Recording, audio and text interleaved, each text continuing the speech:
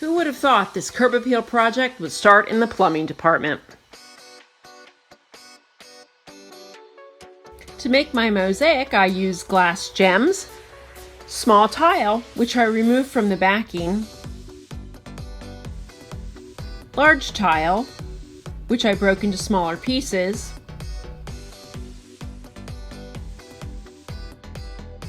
and random plates, which I also broke into smaller pieces. I measured the 5-foot PVC pipe into 2 pieces. I wrapped painter's tape at my marks, which would make a straight line where I would cut. I cut a slit into the pipe using a hand saw.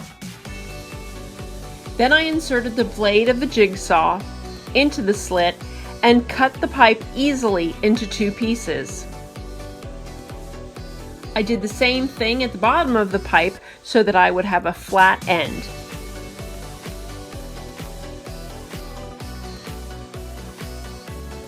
Using a soft cloth, I wiped away any dust. Then I used heavy grit sandpaper to rough up the outside of the pipe. Then I wiped everything clean with a wet cloth. For the base of the pipe, I cut a piece of chicken wire to size and wrapped it around the bottom of the pipe.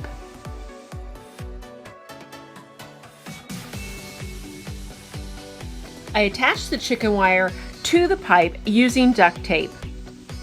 I wrapped it snugly around the pipe, making sure all the wire was covered.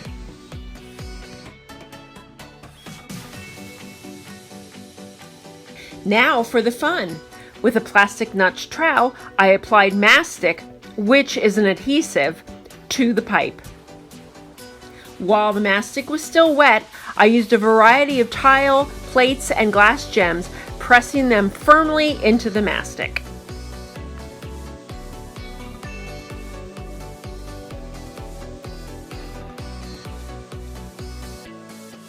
Once the mastic was dry, I applied the grout, pressing it into all the nooks and crannies.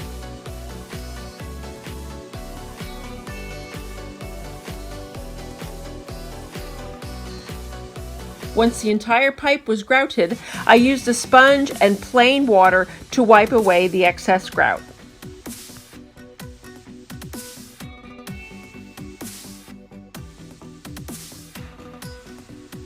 I allowed the pipes to dry 24 hours before sealing. Adding the sealer is an easy process using a sponge brush, and I covered the entire pipe with sealer.